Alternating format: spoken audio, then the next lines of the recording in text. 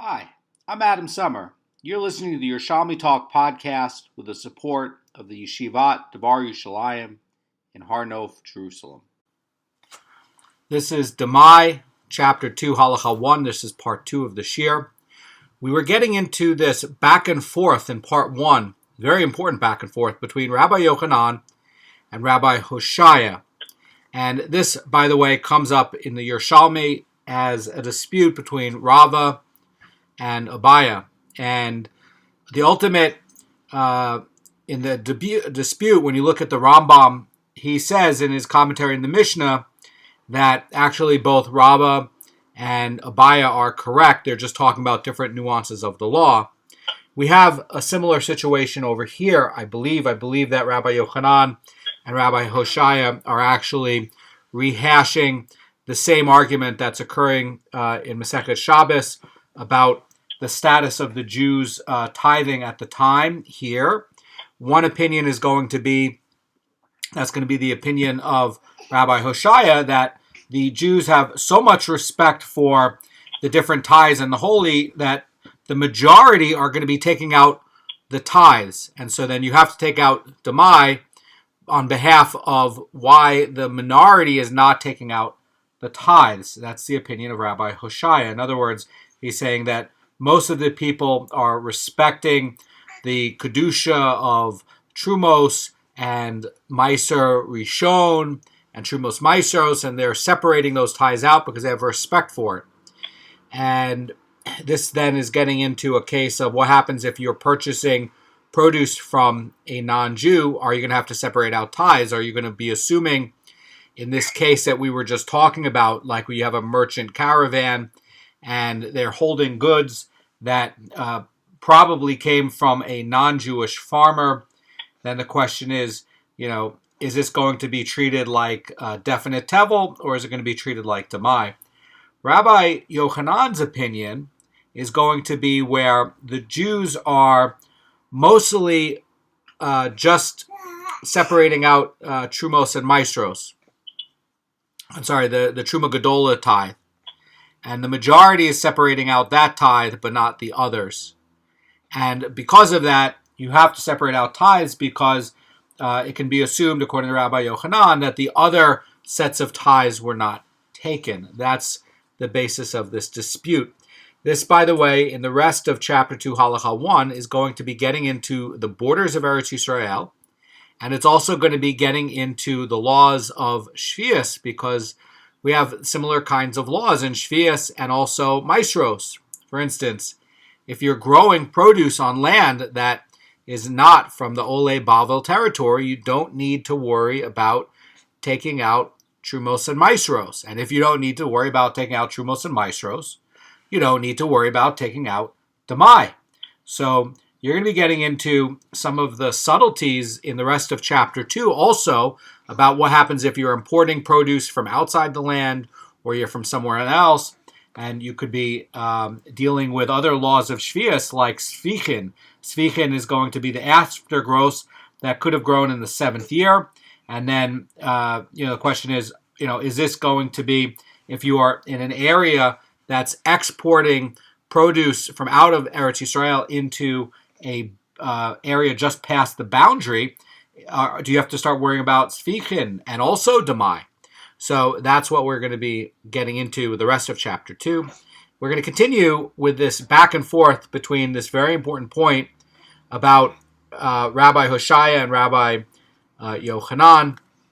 Again, the Rambam ultimately says that both of them are right, and they're right for different reasons, and they have different nuances in the law which make them right. So don't just blow them off. So Rabbi Chia Bar Ada asks in front of Rabbi Mana, and he's saying, why does Rabbi Nehemiah rule that produce purchased from a merchant who utilizes different suppliers is always Demai? This, by the way, is where we left off in the first part of the Shir. And over there in the first part of the Shir, the Brisa says that Rabbi Nehemiah says if somebody purchases from a merchant, and that merchant has a variety of suppliers. He's getting from the non-Jew, from the Jew, who's a chaver, an Ama Aretz, a Kuthian, and it's known that at different times he actually is purchasing from different suppliers, then his produce is going to be Demai. It's not definite tevel. So that's also a thing of suffix too, because sometimes the Kuthians were observing, sometimes not. It depends on the time, depends on where the Kuthians are treated in the term of Rabban Gamliel, who declared them to be not Jewish, but sometimes they were considered to be Jewish. So also, if you know for sure this supplier, this merchant's only getting from non-Jews, then you have to treat it as definite tevel. If you're getting it from where he knows that it's coming from a chaver, then you can assume that the produce has been had the tithes taken out properly. Now, if it's going to be a mix, and he's saying, well, sometimes I get from a Jew, sometimes I get from a non-Jew, sometimes I get from an Am Haaretz, then the idea is that you're going to treat it like Demai. It's not going to be definite tevel, because sometimes the Am Haaretz is going to tithe it. Sometimes the Kuthian, if they're going to be Jews at that time, are going to tithe it. Sometimes certainly always the chaver is going to tithe it. You don't know which pile of grain this came from. So Rabbi Chia Bar Ada asks in front of Rabbi Mana, and he asks a question: why does Rabbi Nehemiah rule that produce purchased from a merchant who utilizes different suppliers is always Demai? And the Gemara says, from whom did this merchant, purchase this particular batch of produce according to his own statement? And the Gemara says, let us say, in other words, let the law be, that if he purchases from a Jew, it is Demai, and if he says he purchased it from a non-Jew, it's always definite tevel. And basically, the Vilna Goan is pointing out, why is it that Rabbi Nehemiah is in fact ruling that the produce of Demai, that this is going to be the produce of Demai, regardless of the merchant's claim to the contrary. And that's going to be interesting. In other words, we might believe that the merchant, if he says that he got the produce from a non-Jewish farmer, we treat it as definite tevel. And the insight here is, the Gemara is wondering, why do we ignore the merchant's claim that he obtained the produce from a non-Jew? And that would actually end up where you had a more stringent ruling on the tevel. In other words, if you asked the merchant, and he said, I got it from a non-Jew, why don't you just treat it like definite tevel and just take it out? It's more strict. Why is it that you would treat it like Demai? And this is, again, you're doing business with a merchant who's ending up with Jewish supplier, non-Jewish suppliers, and maybe he's wrong about where he got this particular batch of grain from. That's, I think, what the halacha is pointing to. In other words, it's just like you're not relying on the Am Haaretz to testify on the status of the grain as tithe. Effectively, the merchant would effectively be making a testimony, and the merchant might be an Am Haaretz. The merchants effectively would be making a testimony if you were to go with this strict ruling. In other words, if you were to assume that, the merchant claims that this particular piece of grain, normally I get, grain from a range of suppliers, and you ask him, well, what about this particular pile? Where did you get this particular pile? And he testifies and he says, I got it from the non-Jewish one. And they say, it's definite tevel. I have to separate out tithes from that. Very serious, right? Well, Rabbi Nehemiah is saying, no, it's Demai. And why would that be? Well, we know that in Jewish law, if an Am Haaretz is testifying about the status of the tithes, he's not to be believed. And so if he's saying, I had all the tithes taken out, you don't trust him on it. Also, similar laws is if the produce became wet, and then what happens is he testifies and says, it became wet, which makes it subject to the laws of Tuma, right? But he says, but it didn't come in contact with anything that's Temeh. He's not allowed to be trusted on it because he doesn't know enough about the laws in order to make that statement. He's not a Haver, he's not a Torah scholar. And so effectively, if you were to rule strictly on this, you'd effectively be putting the merchant into a similar kind of category where he's actually testifying on the status of this. And, what if he made a mistake? So they're going to be ruling that this is going to be lenient and it's going to be treated as Demai. Why? Well, you could say that, actually, if you look at all of his grain together, not just this particular pile, basically, a lot of it came from a Jew. A lot of it came from a non-Jew. And so, if you were looking at it together, you could say that, well, perhaps, collectively that, you could assume, which one is it? Is it, you would say like, this one had tithes, this one didn't have tithes, and then you would just say, well, I'm assuming that, I'm buying the one that did have tithes, so I'm separating it out as Demai. And so the testimony of the merchant is not going to be valid enough to override that. In other words, there's not really two witnesses, it's just one witness, and that anyway in Jewish law is not a hazakah. It's not enough to testify on the validity of something like this.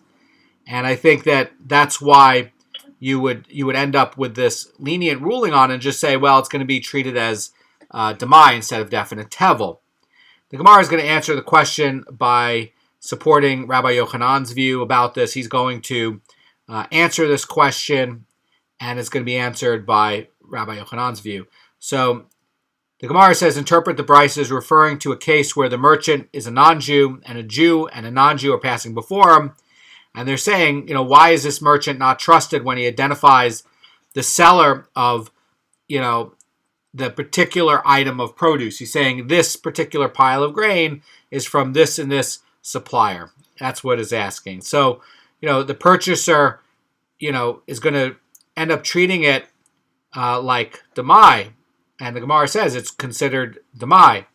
So the Bryce is going to basically be hinting at Rabbi Yochanan's position that produce purchased from a non-Jew whose grower is unknown is only going to be Demai. And that's a big Kiddush. In other words, the Mara Fulda is saying that this Bryce is ruling that produce purchased from a non-Jew whose grower is unknown is Demai because most of Eretz Yisrael at this time is going to be owned by Jews, and we're going to follow the law of the majority.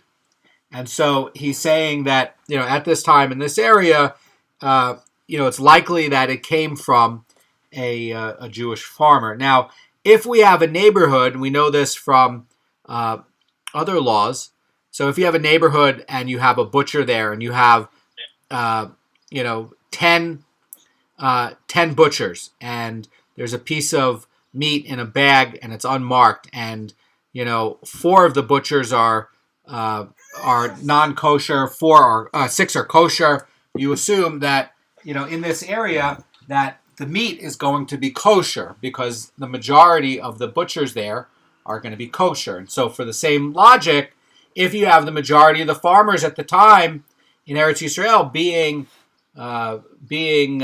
Jewish, then it's likely that yes, even if this particular pile of grain came from a non-Jewish farmer, one, you're not taking the testimony of the merchant. He's not going to be regarded as a reliable enough testimony by itself, and on this particular pile of grain, because the piles of grain all look the same, right? And so then you're going to consider it Demai also because the farmers, the majority of the farmers are going to be Jewish. If the majority of the farmers were going to be non-Jewish, then you would consider it to be definite tevel. Now, this is going to challenge this opinion. Rabbi Hoshayah is going to ask and says, but a Mishnah supports Rabbi Yochanan. And in other words, he's saying that this is going to pose a difficulty for Rabbi Lazar. And, Rabbi Hoshayah is going to be challenging the Gemara, and basically is basically there's a question like, well, why is Rabbi Hoshayah now pointing out a Mishnah that can support Rabbi Yochanan's view? And the Gemara says that it was taught in a Mishnah. Rabbi Yudah said the pomegranates of Baden, the leeks of Geva, were not mentioned with regards to other laws. Rather, they were mentioned with regard to the law that they should be tithed as definite tevel, and not merely as Demai in any place, even outside of the land of Israel. So the pomegranates or Baden are very, very big. It's a place. Geva is also a place, and these are going to be very, very high quality produce. And there's a tradition in the sages that the pomegranates of Baden are larger and better quality than everywhere else in Eretz Yisrael. And the same would be with regards to the leeks here, although I don't know anything about these leeks, but I know that they're regarded as very, very high quality and visually distinctive. Anyway, so what's happening here is, generally speaking, produce from an Amma Aretz is going to be tithed as Demai. Now, it's pointing out these specialty produce within Eretz Yisrael. And the pomegranates of Baden, the leeks of Geva, that if you buy them from Amma Aretz, it has to be treated as definite tevel. And why would that be? And the Marafulda explains because Baden and Geva are populated by Kuthians, and they're only tithing produce that they themselves eat, but not the produce that they sell to others. And that is going to be the problem with the Kuthians. Kuthians, by the way, were a non-Jewish group that the Assyrian emperor brought down from Kutha to Eretz Yisrael to replace the 10 tribes. And they had this policy, the Assyrians had a policy where they would mix up the people in the empire so the people wouldn't get particularly attached. So presumably they conquered Kutha, and then they took these people and they moved them down here. And then at some point they had a conversion, and the Gemara is going to always be wondering, was the conversion valid or not? And so Kuthians, if at that time that they're going to be considered Jewish, the produce is going to be subject to the Maestro laws. And this prohibition is going to be pointing out that at this particular point of time, they were tithing their own product, but not other people's product. And the Vilna Goan is going to be saying about this that the pomegranates of Baden and the leeks of Geva look different than other pomegranates and leek, and they're therefore recognizable from Baden and Geva, so you have to tithe them as definite tevel, regardless of where they're purchased. Also, the Baden pomegranates are going to have different laws with regards to when things fall into mixtures. So they're always going to be visually distinctive. And so when this is going to fall into a pile of pomegranates, and if the Baden pomegranate is going to be Demai, even if you have it falling into 105 pomegranates, it's still not going to be nullified. Normally, it'll be nullified at 101. In other words, you have the 101st unit. The first unit of the 101st unit is going to be the Demai one, right? And it falls into 100 Tahor ones. It gets nullified. But if you have a Baden pomegranate, it's so visually distinctive that it's not going to be nullified in that, because you would say, oh, it's that one. That one's the Baden one. It's not like a normal one. So Rabbi Hoshayah is going to analyze the ruling that these pomegranates and leeks are treated as definite tevel. And the Gemara says, with what case are we dealing with? Who's the seller? And he says, if the case is the one where the person purchasing it is going to be from a Jew, in that case, we would teach in the Mishnah that we must treat these varieties definite tevel, and we don't. So, because produce that's purchased from a Jewish Amma Aretz, it should be tied like Demai. That's the second Demai. So, if you're purchasing produce from an Amma Aretz and you're Jewish, you separate out Demai. That's the point. You don't treat it like definite tevel. So, what case are we dealing with here? And Rabbi Hoshayah is pointing out, he says, rather, we're dealing with a case where someone's purchasing the produce from a non-Jew, and that's why it's treated as definite tevel. So Rabbi Hoshayah is making an inference from this analysis and is, ending up to make a challenge. And in other words, he's saying that, already we know that if you're buying the produce from a Jew, that you're going to separate out Demai. That's the point of what we're talking about. That's the rabbinic ruling. So what case could we possibly be talking about with regards to the Baden pomegranates? Why would you be treating it as tevel? You'd be treating it as tevel because you purchased it from a non-Jew. And as the Marafulda points out, this at the time was grown in Baden and And this other place, Geva, was located where the Kuthians lived. And again, you always have a back and forth. Were the Kuthians Jewish? Were they not Jewish? And so at the time, the practice of the Kuthians was such where the Kuthians would only tithe the produce that they had. They wouldn't tithe the produce at all when they were selling it. So you would treat it as definite tevel. That's what they're saying. In other words, Rabbi Hoshayah is also pointing out that he's of the opinion that the Kuthians at this time are not Jewish. Even though they're doing some of the Jewish practice, it's still not Jewish. They also, by the way, the Kuthians had an idol at the top of their mountain. So certainly at the time that the majority of the Kuthians are worshiping this idol, they're not going to be considered to be converts or Jews. So the Gemara is going to deflect the challenge, and Rabbi Shmuel Bar Yitzhak says that we are dealing with the position that all species purchased from non-Jewish merchants are treated as definite tevel, and that, by the way, is Rabbi Lazar's position that we saw earlier. And the Mishnah is implying that most species are only treated as Demai, and we're dealing with a case where somebody purchased from a Jew, as Rabbi Hoshayah's position is, of why the Jewish, if the seller is Jewish, that these pomegranates and leeks are treated as definite tevel.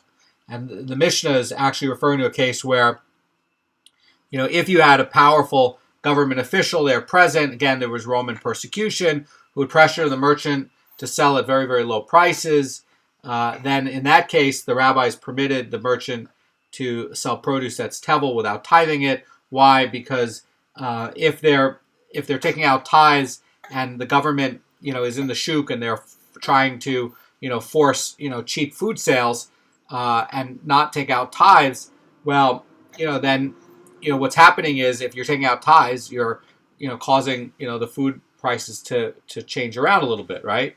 So if you had a case where you had Roman persecution, and if you had a case where, a Jew were selling this and you had, what condition could this be? This could be where you have, non-Jewish, conqueror basically forcing Jews to not do the laws of tevel or to not follow the laws of tithing, and to basically be selling food that is going to be tevel. And so then what happens is you have a case where, in a situation and a situation where people could be Jewish and selling this produce and end up, having it where it's definite tevel. So that's what the Mishnah is trying to point out. And the Gemara is going to continue. It's going to say that the rabbis decreed that the purchaser must be concerned for himself in the case and tithe the produce as definite tevel. So the Mara Fulda is saying that the reason that one, generally does not have to treat produce bought from a Jewish merchant as definite tevel is because the merchant has to tithe the produce before he sells it.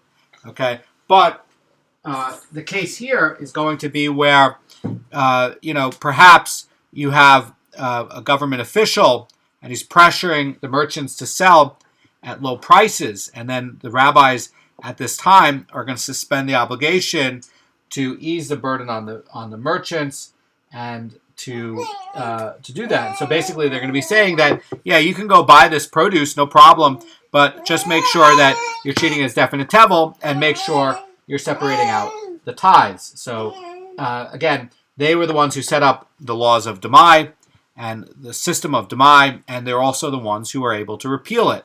And effectively what they're saying is at this time where you have the Jewish the conquest of the Jews here, and they're pressuring the Jews to sell at low prices.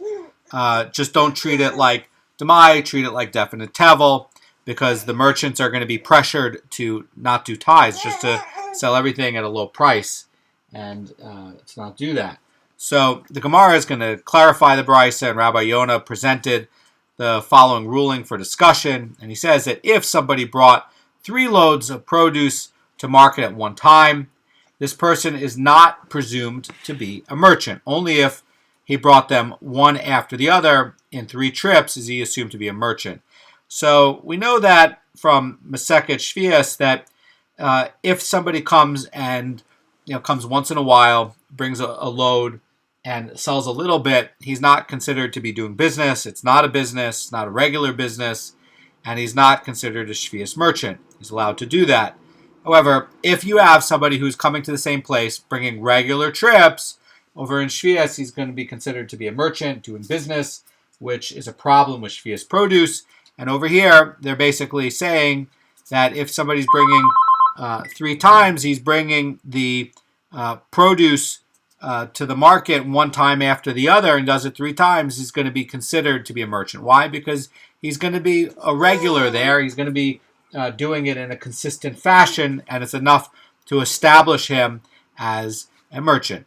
It creates a hazakah. So the Gemara is going to analyze the law that if a person brings 3 loads of produce to market, that he is presumed to be a merchant. And Rabbi Yonah asks and says, when someone brings 3 loads to market, he is treated as a merchant retroactively. In other words, that what this is trying to say is, what about the time of when you brought your first load?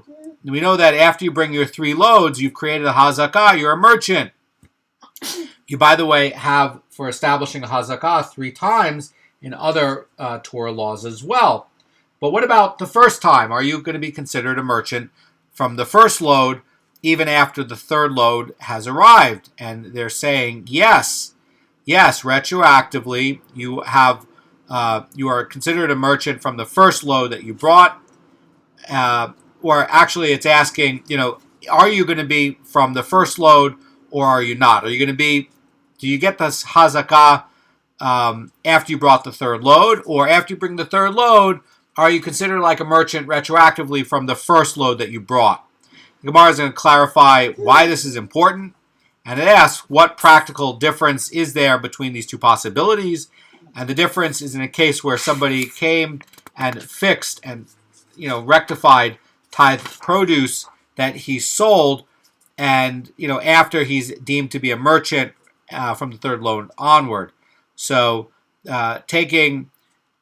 so let's say he separated produce from the first load, and that's going to be his meiser. And then he's going to say that I'm taking the meiser on the first load from the 3rd load. Or he separated produce from the 3rd load for the first load. And you're sometimes allowed to do this. So let's say I have a load over here and a load over there. And I know I'm going to bring 3 consecutive loads. And I want to separate out my meiser. So I know that all the grain is the same. I know the location that it's in. And I'm going to say, okay, the grain in my load here, I'm taking out as meiser, and I'm taking out enough to also satisfy from the 2nd load that I have in the warehouse all the way down the street that's not in front of me and that I can't see it, and that's over there. That's what this is asking. And basically, this is going to be an unresolved question. And the Gemara asks, it says, if you will say that he is treated as a merchant from now on, then you can't tithe using one batch for the other batch, because one is definite tevel and the others are going to be demai. But if he did tithe from one batch to the other, then the tithe does not take effect, and the produce is going to be either demai or tevel. But if the seller's treated as a merchant retroactively, then you can take out the tithes one on behalf of the other, so that you could take out the first tithes on the first load for the 3rd load, and then both of them are going to be demai. So that's going to be a question we don't know the answer, but when Eliyahu Navi comes, we'll be able to get an answer on it. So there's another question on the 3 loads of produce. Rabbi Mana inquires and says, if the 3 loads of produce who were purchased simultaneously but by 3 people, and that's going to be that it's going to be purchased by the seller himself, his son, and his worker. The question is, are the loads legally combined to be considered 3 loads brought at one time? This, by the way, comes up as a parallel in Shvius, in the Mishnah about 5 brothers. If you have 5 brothers over there in Shvius collecting produce that's going to be wild produce, or it's going to be collected in a field, and then they're bringing it all together. Is it going to be where they're shvius merchants or not? The question is going to be over there is if they're going to be sharing the profits or not, or if it's going to be structured in a corporate way where this brother only gets the profit on this produce, and that brother only gets the profit on that produce. So if it's going to be segmented where this one only gets on the product that he brought, then it's not going to be treated as them being shvius merchants. But if they're going to be sharing the produce together, then you're going to have a shvius problem with doing business with shvius produce. In other words, it's going to be combined, and it's going to be large enough where they're going to be doing business, right? Question is going to be over here is going to be similar. If you have these 3 loads, and if one of them belongs to the son, one belongs to the worker, and one belongs to the shuk owner, the guy who owns the stall there. The question is going to combine to be where they are going to have,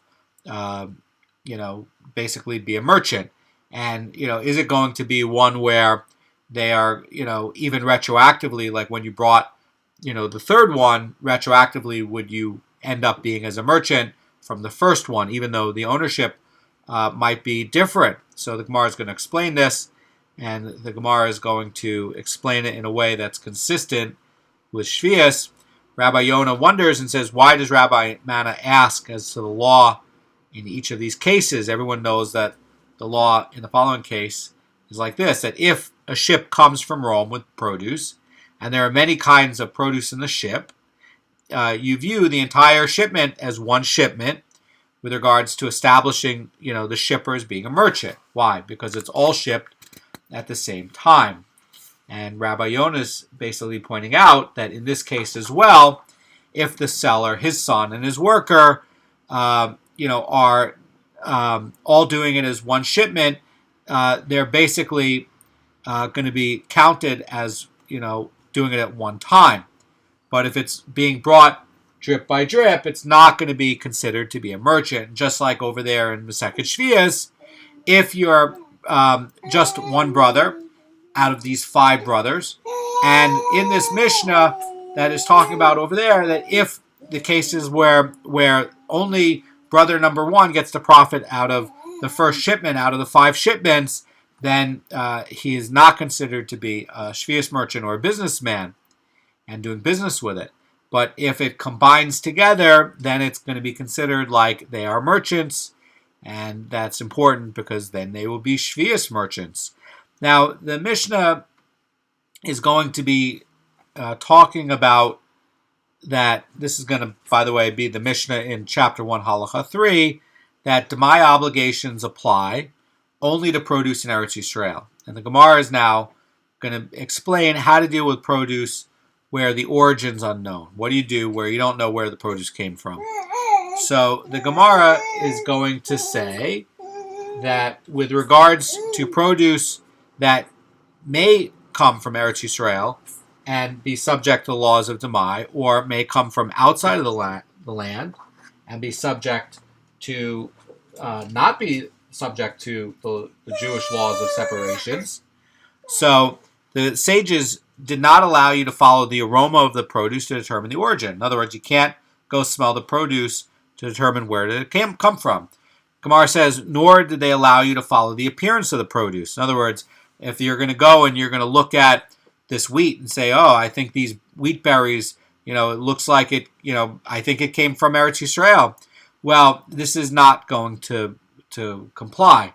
And by the way, why, we have in the Mishnah a visual appearance. Well, the difference is going to be that in this case, the rice that's grown here is going to be perfectly white at this time.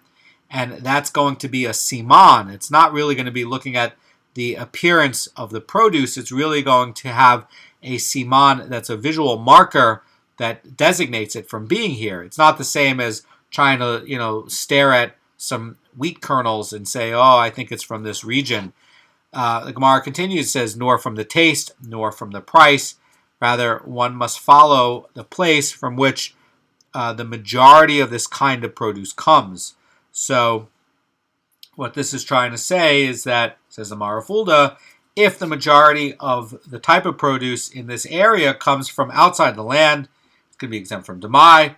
And if the majority of this exact kind of produce that you're talking about comes from within Eretz Yisrael, it's going to be obligated. So the Gemara is saying that the sages don't want you sitting there staring at it, guessing at it, smelling it, looking at the price to figure it out. They want you to use Jewish law and say, okay, where are these onions coming from? I'm just using onions as an example. If the majority is coming from outside the land and you're in a place that's outside the land, for example, then you would say that there's no worry about laws of Demai. If at this period of time you're ending up where the majority is being exported from Eretz Yisrael to this place outside the land, you would say that, I have to separate tithes. By the way, same would be working for a product that's going to be imported. Perhaps it's going to be the 8th year after Shvius, and you're going to be getting stuff coming from gardens from outside of the land, that's grown from outside of the land, that could not yet be cultivated from gardens within the land.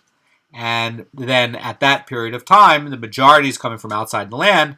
And yes, even though at some point in the future, this same product will be coming from gardens within the land, they have not had enough time within the 8th year to prepare it and grow it. So you'd say, at this time, this is not going to be subject to tithes because it's going to be from out of the land. And so again, you're going to look at the majority of where the produce comes from. Then Gemara is going to clarify this and refine this a little bit. And the Gemara is going to say that Rabbi Yaakov Bar Acha says in the name of Rabbi Yochanan that if the item in question is wine, and for example, new wine is known to come from Eretz Yisrael and aged wine is known to come from outside of the land, or vice versa, then the sages allow somebody to follow the taste in determining where it comes from. So Rabbi Kanievsky is going to explain it like this. He's going to say, since there's a great difference between the taste of new wine and aged wine, it's going to be unlikely that you would mistake one for the other. And, the idea is going to be that you'd be able to say, okay, the majority of this wine, let's just say the old wine, comes from out of the land, and you taste it and you say, it's new wine. Okay, I know it comes from in the land, I got to tithe it. Fine, there's a way to determine it, and they're going to allow that. What they don't want you doing is generally looking at it. In other words, what this sugya refinement is trying to point out is that if there's a big difference between the taste of this kind of wine, and again, wine is going to be singled out here, but again, it's going to be where you can follow the taste to determine it. They're going to allow it. Let's say it was another vegetable like carobs, or not carobs. Let's say it was bell peppers, and for some reason there's a different taste in the bell peppers, or spicy peppers. Let's say you had spicy peppers, and the peppers in Eretz Yisrael, by the way, are not very spicy at all. So let's say you have all the surrounding areas had very, very spicy peppers. And you say, I have these fresh peppers here. Let me taste it and see.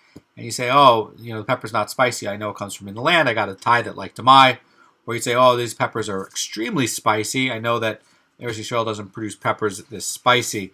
By the way, they've started growing habanero peppers here in Eretz Yisrael, and we get them for Shabbat. We slice them onto our hummus. Delicious, but definitely not spicy like the habaneros that grow in other places like the Caribbean or in certain parts in the South in the United States where the land has a lot of sulfur.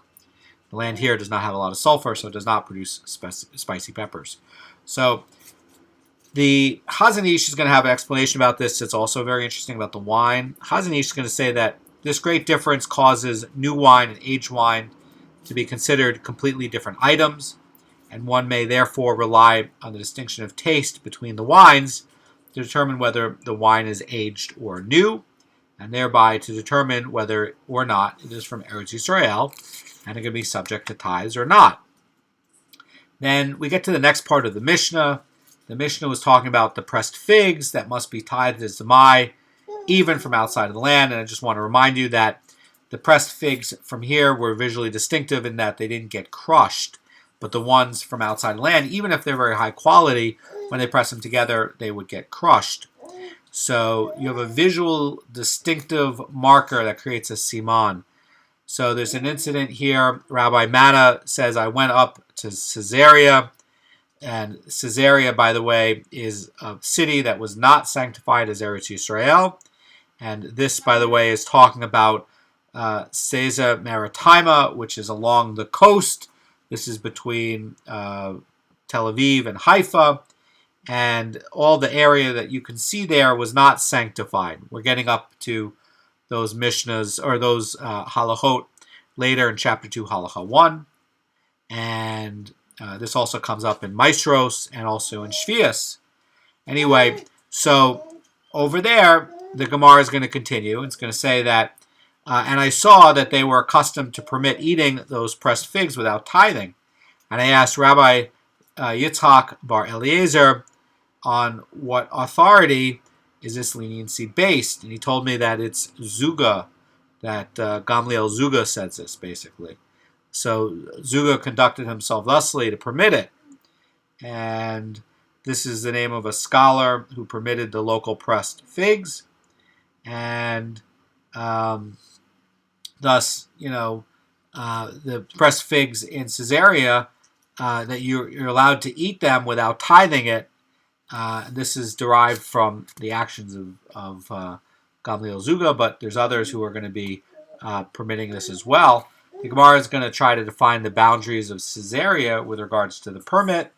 And Rabbi Yitzchak bar Elazar says in the name of Zuga of Caesarea, in any place that you see the water, it is permitted to eat the local pressed figs without tithing. By the way, there's another Caesarea up in the Goan area called Caesar Philippi, and we're not talking about that. We are talking about any place in the vicinity where you can see the sea around Caesarea.